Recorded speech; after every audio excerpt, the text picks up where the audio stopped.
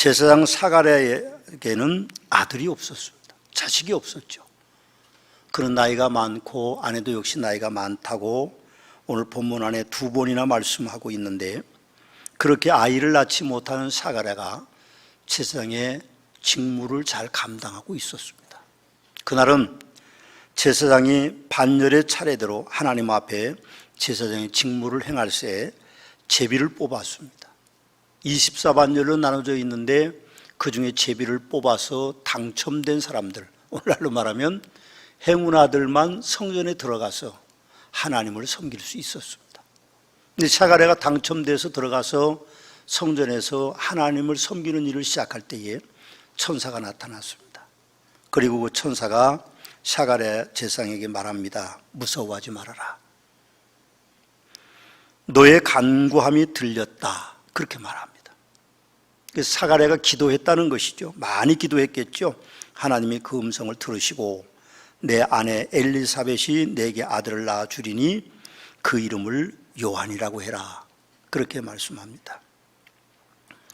사가랴는 천사에게 그렇게 묻습니다. 내가 나이가 많고 내 아내도 나이가 많은데 어떻게 자식을 얻을 수 있느냐? 나는 하나님을 섬기고 있는 가브리엘 천사다. 분명히 이루어질 것이다. 그렇게 말씀하죠. 사가랴는 그 순간에 말을 못하는 사람으로 그렇게 변하고 말았습니다.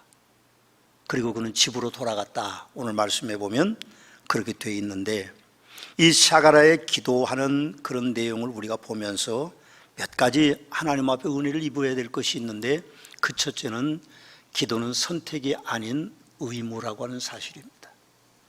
오늘 8절과 9절에 보면 마침 사가랴가 그 반열의 차례대로 하나님 앞에서 제사장의 직무를 행할 새 제사장의 전례를 따라 제비 뽑아 주의 성전에 들어가 분향했을 때에 가브리엘 천사가 나타나서 하나님이 너의 기도를, 너의 간구를 들으셨다. 그렇게 말씀하셨습니다.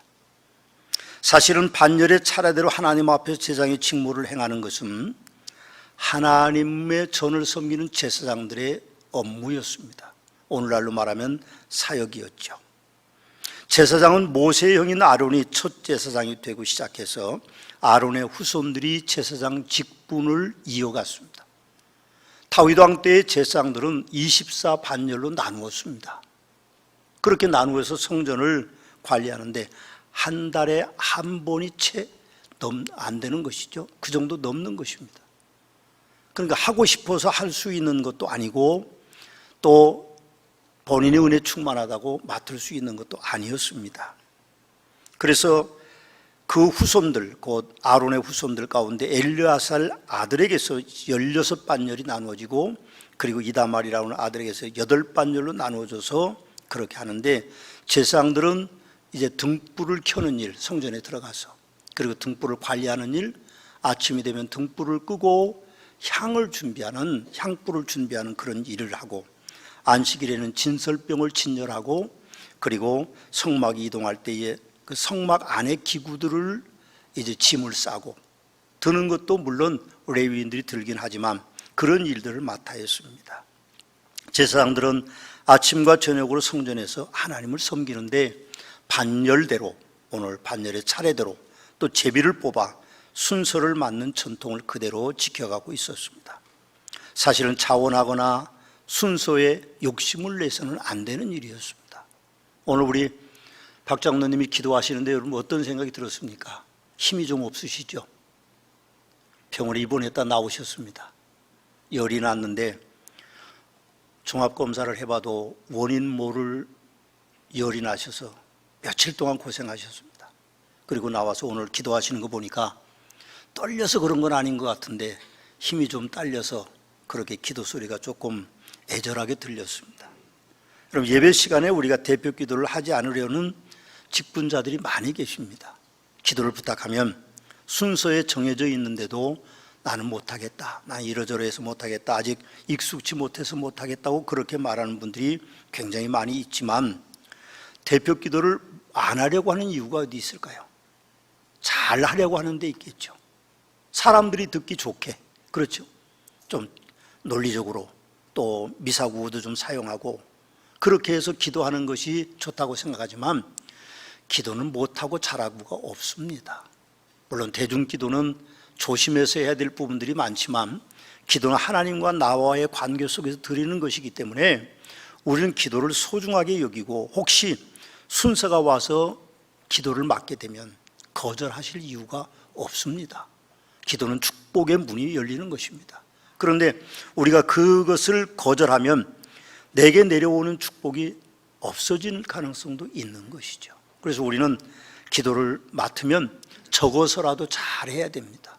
인터넷에 뒤져보면 대표기도 잘하는 법 그렇게 쳐보면 다 나오니까 그렇게 좀 종이에 적어가지고 와서 그렇게 하시고 정 그것도 저것도 안 되면 교구장님들한테 부탁해서 우리 사역자들 부탁해서 나 대표기도 이번 순서 맡았는데 하나 좀 적어주십시오. 그러고 여러분들이 부탁하면 뭐 거절하지 않을 겁니다. 혹시 못하시는 분들이 있으면 그렇게 하시고 아들 딸에게 좀 네가 좀 인터넷 들어가서 좀 뽑아줘라 그러면 잘 뽑아가지고 옵니다.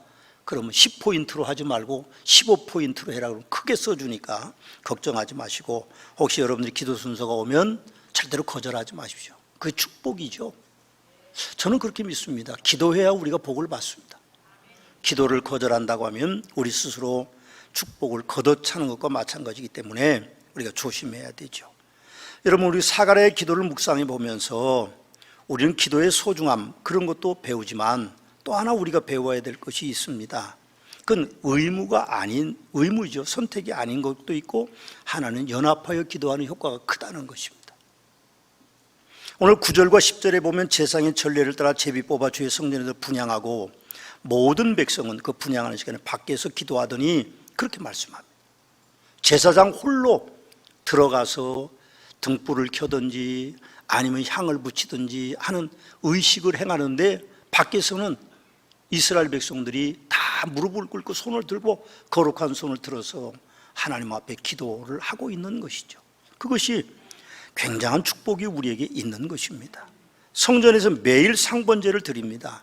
그 매일매일 드리는 번제를 상번제라고 하는데 그 시간에 성막 밖에는 백성들이 무릎을 꿇고 손을 들고 하나님 앞에 기도하고 있었습니다. 이 제사장이 드리는 제사와 백성들이 함께 드리는 이 기도의 결과는 놀라운 축복이었습니다. 여러분 40년 동안 광야에서 농사짓지도 못하고 그 척박한 땅에서 우리 성지순례 가보셨습니다만 성지순례 가보면 그 베두인족이 그 광야에 사는데요 평생에 목욕을 한 번 안 합니다. 평생에 할 물이 없어요. 평생에 알고 몸에서 다 때가 떨어져 나갈 정도로 그렇게 하고 두건을 뒤집어 쓰고 있는 그런 상태입니다. 그곳에서 60만 대군들이 먹고 마시고 자고 입고 그리고 적군들을 물리치는 그런 일들이 쉬운 일은 아닙니다. 그럼 광야에 있는 족속들은요 그곳에 적응을 잘해서 전투력이 뛰어난데도 저 고센 땅에서 비옥한 땅에 살다 온 이스라엘 백성들은 적응도 못하는데 승리할 수 있었던 것이 어디서 왔다고 생각하십니까? 60만 명 그러니까 아이들까지 다 합치면 적어도 250만 명이 넘는 그 이스라엘 백성들이 먹고 마시고 자고 누리고 할 수 있었던 것은요 기도의 덕분입니다. 매일 상번제 제사장들이 번제를 드리고 매일 사랑하는 백성들이 두 손을 들고 무릎을 꿇고 하나님 앞에 영광 돌리는 기도를 드릴 때에 그 백성들은 축복을 받은 것이죠. 연합하는 기도는요 그렇게 놀라운 결과를 가지고 옵니다. 사도행전 12장에 가서 보면 베드로가 잡혀서 옥에 갇혔습니다. 야고보는 순교를 당하고 베드로는 옥에 갇혀서 이제 최고의 지도자가 옥에 갇혔으니까 얼마나 힘들겠습니까? 그러니까 이 베드로가 옥에 갇혀서 걱정을 하고 있는데 밤중쯤 되니까 천사가 나타나서 베드로의 양손에 잡혀서 잡고 쇠 사슬을 끊고 발에 잡혀서 잡고도 끊고 일어나라 그렇게 이야기합니다. 옥문이 저절로 열렸죠. 그리고 나오면서 보니까 옥졸들이 자기 베드로가 나오는 것을 전혀 개의치 않는 거예요. 그리고 마가의 다락방 그 교회에 와서 보니까요 놀라운 일이 있습니다. 거기 많은 사람들이 모여서 기도하고 있었습니다. 왜 베드로가 옥에서 탈출됐을까요? 물론 베드로도 기도했겠죠.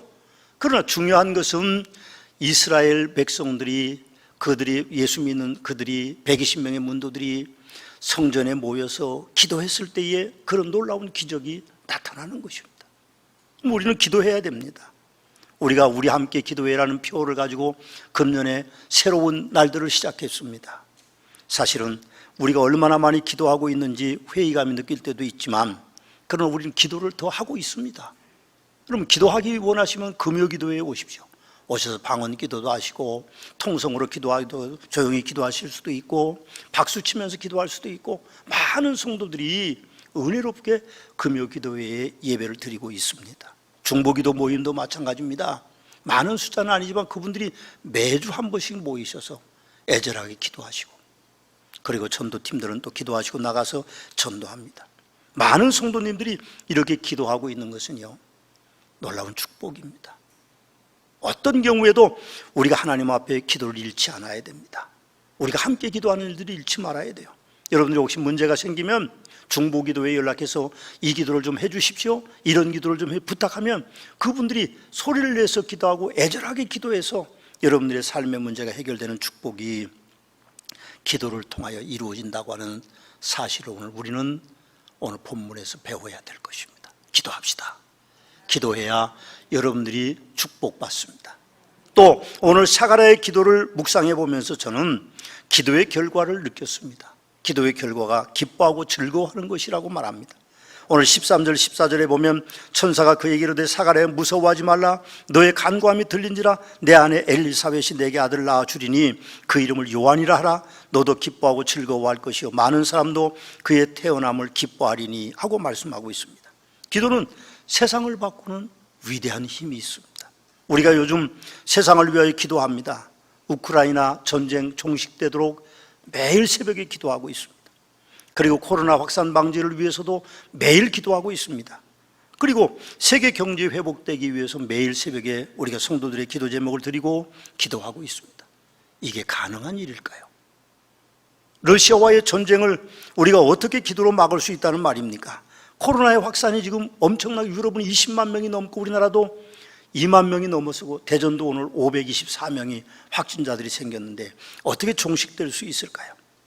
세계 경제가 곤두박질 치고 있습니다. 스태그플레이션이라고 물가가 올라가는데도 금리가 올라가는 영향이 지금 미쳐지고 있는데 우리가 기도한다고 얼마나 그 기도가 이루어질까요? 그러나 기도는 세상을 바꾸는 위대한 힘이 있기 때문에 우리는 분명하게 믿습니다. 우리의 작은 기도들이 모아져서 세상이 아름답게 될 줄로 믿습니다. 옳습니다. 아멘입니다. 우리는 위해서 기도해야 됩니다. 사가랴와 엘리사벳이 낳은 아들 요한이 메시아의 첩경을 예비하게 된다고 말합니다. 그 어린 아이가 어떻게 메시아의 첩경을 예비하게 됩니까? 그는 그렇게 말합니다. 보라, 세상 죄를 지고 가는 어린 양이로다. 예수님에게 그렇게 말씀하면서 요단강에서 그분에게 침례를 베푸는 일들이 일어나고 있음을 우리는 보게 됩니다. 그렇습니다. 기도는 이 세상에 기뻐하고 행복한 일들이 이루어지는 아름다운 도구입니다. 기도하십시오. 기도하면 여러분들도 행복하게 될 것이고 여러분들 기뻐하게 될 것이고 즐거워하게 될 것입니다. 또 오늘 우리 사가랴의 기도를 우리가 묵상하면서 또 하나 느낀 것은 기도는 후손에게 복을 주는 것입니다. 축복을 남기는 것이죠. 오늘 14절과 17절에 보면 너도 기뻐하고 즐거워할 것이요 많은 사람도 그의 태어남을 기뻐하리니 이는 그가 주 앞에 큰 자가 되며 포도주와 독한 술을 마시지 아니 모태로부터 성령의 충만함을 받아 이스라엘 자손을 주 곧 그들의 하나님께로 많이 돌아오게 하겠습니다. 그가 또 엘리야의 심령과 능력으로 주 앞에 먼저 와서 아버지의 마음을 자식에게 거스리는 자를 의인의 슬기로 돌아오게 하고 주를 위하여 세운 백성을 준비할 것이라고 말하고 있습니다. 누가복음 1장 41절 말씀에도 보면 사가랴 아들 요한이 예수님을 처음으로 맞이하는 장면이 기록되어 있습니다. 사가랴는 그 엘리사벳의 뱃속에 있는 요한은 6개월이 될 때 예수님을 처음 만납니다. 마리아의 뱃속에 이제 잉태되기 시작했을 때에 처음 만났을 때에 성령의 충만함을 받아서 엘리사벳이 큰 소리를 불러 이렇게 말합니다. 여자여, 여자 중에 내가 복이 있으며 내 태중의 아이도 복이 있도다. 그렇게 말씀합니다. 요한복음 1장 6절 말씀에 가보면 하나님께로부터 보내심을 받은 사람이 있으니 그의 이름은 요한이라고 말하고 있고 마가복음 1장 2절의 4절 말씀에 보면 선지자 이사야의 그래 보라 내가 내 사자를 내 앞에 보내니 그가 내 길을 준비하리라. 광야에 외치는 소리가 있어 이르되 너희는 주의 길을 준비하라. 그의 오실 길을 곧게 하라. 기록된 것과 같이 침례 요한이 광야에 이르러 죄사함을 받게 하는 회개의 침례를 전파하니 그렇게 말씀하고 있습니다. 그럼 어떻게 아이를 못 갖는 사가랴와 엘리사벳에게 그런 좋은 아들이 생겼을까요? 기도하는 것입니다. 너의 간구가 하나님께 들렸다고 하는 가브리엘 천사의 그 가르침처럼 우리가 기도할 때에 우리 후손들이 잘 되는 축복의 역사가 나타나게 될 줄로 믿습니다. 뭘 물려주시겠습니까? 유산을 물려주시겠습니까? 아니면 뭘 물려주시겠습니까? 그러나 우리의 자녀들의 문제는 우리가 아무것도 사실은 지켜줄 수 없습니다. 엊그저께 일본에서 아베 총리가 유세 중에 산탄총에 맞아서 운명을 했습니다. 세상은 그렇게 험한 곳입니다. 언제 어느 곳에서 우리가 어려움을 겪을지 모릅니다. 장례식장을 가보면요, 통곡하는 무리들이 있습니다. 나이가 많은 분이 돌아가시면 통곡하지 않습니다. 남편이 돌아가신다고 그렇게 통곡하지 않습니다. 아버지가 돌아가신다고, 어머니 돌아가신다고 그렇게 통곡하지 않는데, 젊은 사람이 세상을 떠나면, 아이가 세상을 떠나면 온 집안 식구들이 통곡을 합니다. 왜요? 후손들이 잘 되지 않았기 때문입니다. 우리가 생각해 보면 우리가 다음 세대들 그리고 우리의 자녀들을 위해서 통곡하며 기도할 수 있어야 됩니다. 기도보다 자녀들에게 물려줄 더 큰 유산은 없는 것입니다. 하나님이 역사하셔야 되죠. 다음 주부터 여름 수련회와 성경학교가 시작됩니다. 우리가 기도와 물질과 마음으로 그리고 칭찬하는 말로 후원해야 됩니다. 오늘 일부 예배 마치고 내려가 보니까 청년들이 쿠키를 팔고 있었습니다. 매년 하는 행사죠. 청년부 수련회를 도와주십시오. 그리고 쿠키를 팝니다. 10,000원짜리 한 장 썩 꺼내서 여러분들이 쿠키 3개를 가지고 간다면 그 젊은이들에게 새로운 용기를 아마 주게 될 것입니다. 사실 금년은 다른 어느 해보다도 교육기관 교사들과 부장님과 국장님과 담당 목회자들이 힘이 듭니다. 회복하려면 조금 시간이 필요할 것 같은 생각이 들기도 합니다. 그러나 기도하는 성도들의 자녀는 하나님의 축복을 받습니다. 우리 교회 다음 세대를 위해서 우리 기도하면 그 아이들이 놀라운 축복을 받는 것이 분명한 것입니다. 저도 43년 동안 우리 두 아들을 위해서 하루도 빠지지 않고 기도해 왔습니다. 여러분들 기도하시겠죠? 기도하셔야 됩니다.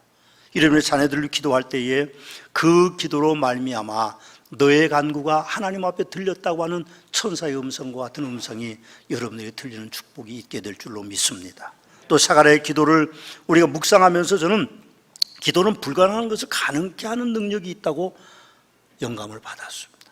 오늘 18절의 말씀에 보니까 사가랴가 천사에게 이르되 내가 이것을 어떻게 알리오? 내가 늙고 아내도 나이가 많으니이다. 그렇게 말씀하고 있고, 그리고 7절 말씀에도 보면 엘리사벳이 잉태를 못함으로 그들에게 자식이 없고 두 사람이 나이가 많더라고 오늘 누가도 기록하고 있습니다.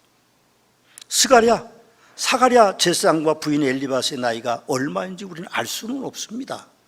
아브라함의 고백처럼 아브라함의 나이가 99세고 그의 아내 사라가 경수가 끊어져 그 정도는 됐겠다고 저는 생각합니다. 알 수는 없습니다.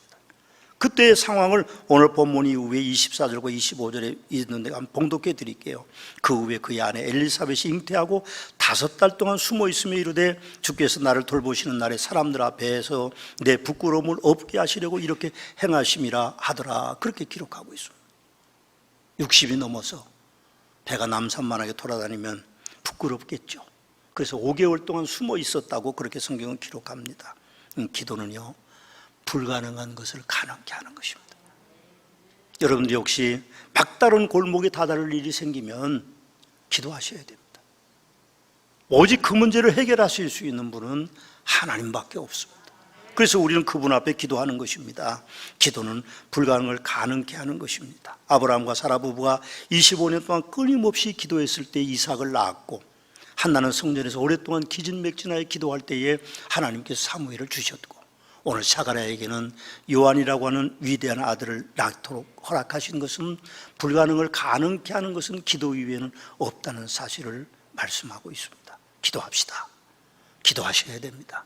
그래야 여러분들의 삶도 하나님의 놀라운 축복이 임하게 될 것입니다.